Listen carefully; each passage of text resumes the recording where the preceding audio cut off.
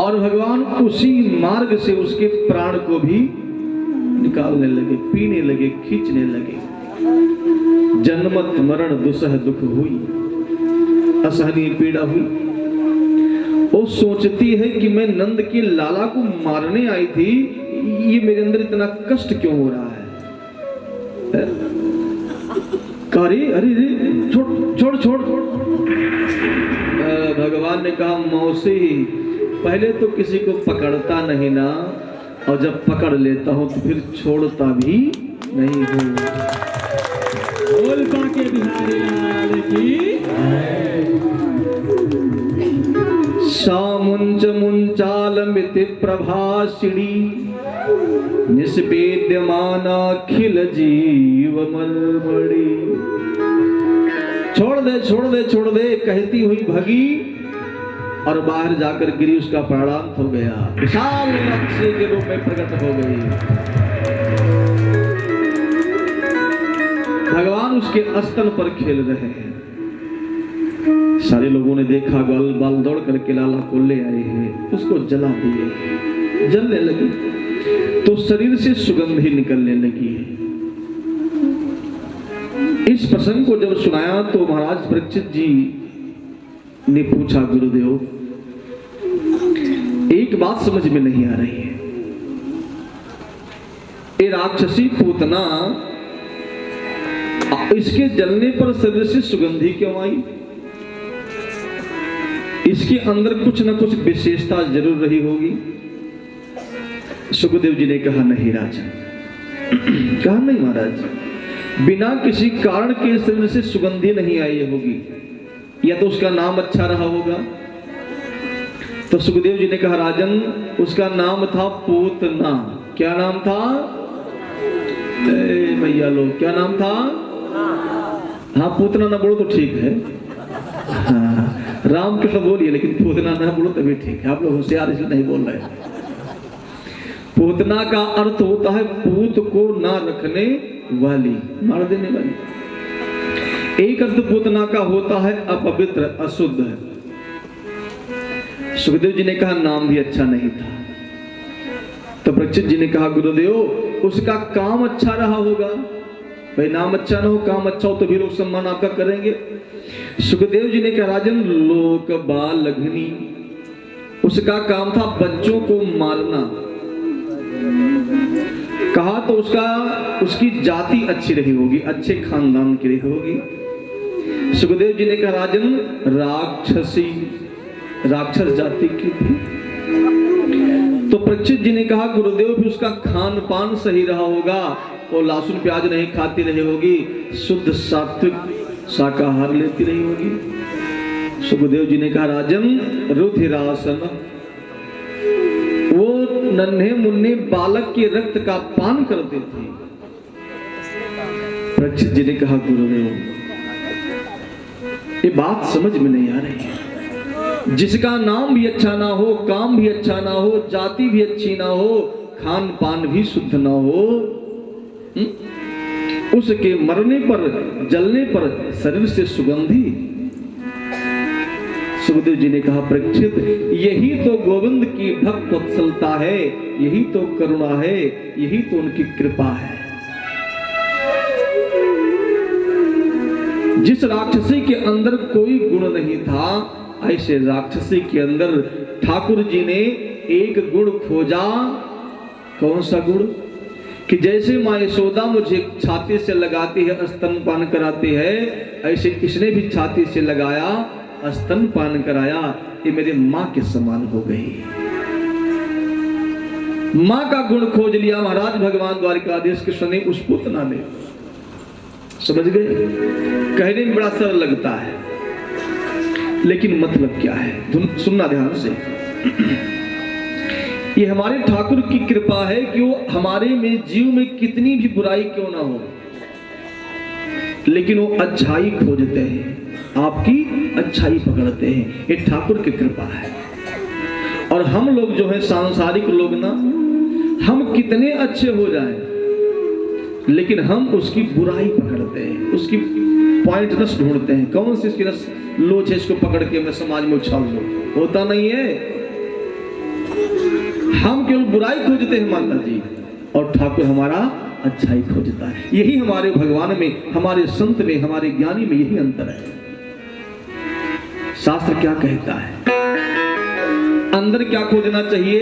अच्छाई की बुराई? जोर से बोलिए, अच्छाई। भाई कोई ऐसा व्यक्ति नहीं जिसके अंदर बुराई ना हो। दीपक के नीचे अंधेरा होता है, तो बुराई मत खोजो। अब दीपक जल रहा है, उसका प्रकाश लीजिए, अपना काम करिए, ना कि प्रकाश छोड़ दो उसके नीचे घुसो। अंधेरा क्यों है? दीपक के नीचे अंधेरा क्यों है? क्यों है भाई? है तो है। उसकी अच्छाई, उसका लाभ लो। ठाकुर जी अच्छाई खोजते हैं, और समाज, सांसारिक लोग केवल बुराई खोजते हैं। लेकिन याद रखना, हमारे हाथ में कितनी उंगली है? 10? 5। गिनते सही, कोई 10 बोला, कोई 8 बोला। 5 अंगुली है, लेकिन 5 अंगुलियों में जब माला फेरते हैं ना, तो ये अंगुली बाहर होती है। तिवारी जी, बाहर क्यों होती है? जानते क्यों? ये अंगुली गौमुखी से बाहर होती है। चूंकि ये अंगुली समाज की बुराई खोजती है ना, इसलिए इसका त्याग कर दिया गया है। ए तो ऐसा है, ए तो ऐसा है, तेरे में कमी है, तेरे में कमी है, इसलिए इसका त्याग कर दिया गया है। लेकिन याद रखना, हम जब किसी पर अंगुली उठाते हैं मेरे भाई बहन, तो ये 3 अंगुलियां हमें इशारा करती है कि बेटा, किसी पर अंगुली उठाने से पहले अपने अंदर घुस के झांक कर तो देख, क्या तू दूध का धोया है? दूसरे में जो कमी खोजता है। लेकिन ये मानो इतना बिगड़ गया है कि इसको 1 अंगुली दिख रही है और 3 अंगुली इसको नहीं दिख रही, अपनी कमी नहीं दिख रही है। बाबा कबीरदास जी तो कहते हैं, बुरा जो ढूंढन में चला, बुरा न मिलिया को, जब दिल खोजा आपनो, तो मुझसे बुरा न को। एक संत की बाणी है, एक संत की बाणी है, वो अपनी बुराई खोजता है, और हम समाज की बुराई खोजते हैं। कहीं है तो बहुत अच्छा, लेकिन अब लेकिन लग गया, सब चौपट हो गया। लेकिन बाबा बहुत निक रहे, लेकिन तो लेकिन पर मत जाओ। भाई जहां गुलाब का फूल मिलता है, वहीं उसके नीचे कांटे भी मिलते हैं। हमको कांटों से मतलब नहीं, हमको उसके फूल से, उसके फूल की सुगंधी से मतलब है। ठाकुर जी बुराई में अच्छाई खोजते हैं, हम अच्छाई में भी बुराई खोज लेते हैं। पूतना का उद्धार हुआ है, और भगवान को मैया गौशाला में ले गई है, और पूंछ को पकड़ करके छींटा देती है। गैया के चरण की धूल लाला के माथे पे, पेट पे लगाती है। गंगा जल से पूंछ को डुबो डुबो करके छिड़कती है और मंत्र पढ़ती है। इंद्रियाणि हृषिकेशः प्राणान् नारायणोतु श्वेतदीपपतिश्चित्तं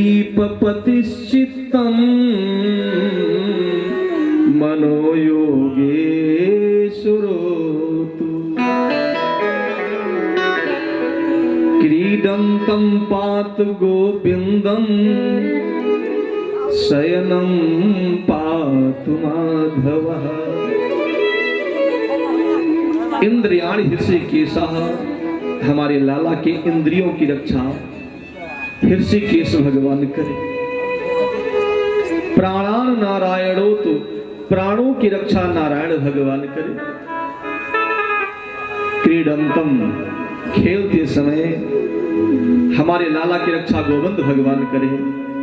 और शयनम पातु माधव, सोते समय लाला की रक्षा माधव भगवान करे। समझ रहे आप लोग मंत्र को? जब इस मंत्र को पढ़ रही हैं और गैया के पुच्छ से झाड़ा दे रही ना, छिड़क रही है, तो भगवान मुस्कुराने लगे। भगवान ने कहा मैया तू भोली है, मुझे मंत्र पढ़ करके फूंक मारती है और मेरे नाम का ही मंत्र हम पे चला रही है। भाई केशव माधव किसका नाम है? ठाकुर जी का।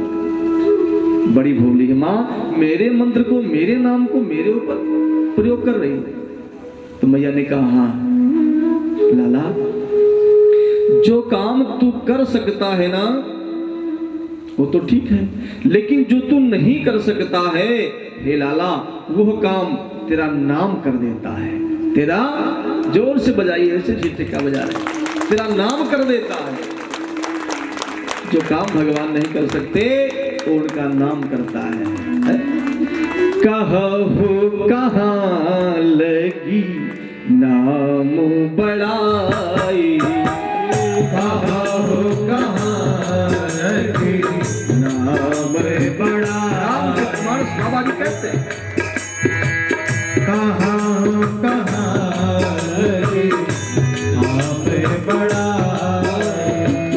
राम न सका नाम गुण गाई, राम न सका नाम गुण गाई, कहू कहाँ लगी नाम बड़ाई, कहू कहाँ लगी नाम बड़ाई।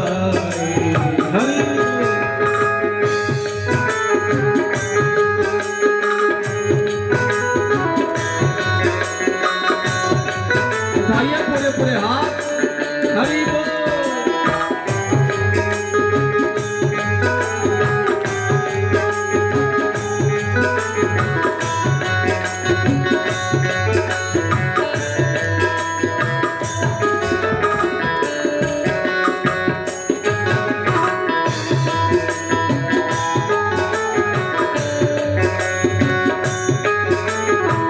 श्री राम जय राम जय जय राम, हरि बोल। श्री राम जय जय राम जय जय राम, संकट मोचने निधान धाम, संकट मोचने निधान धाम, संकट मोचने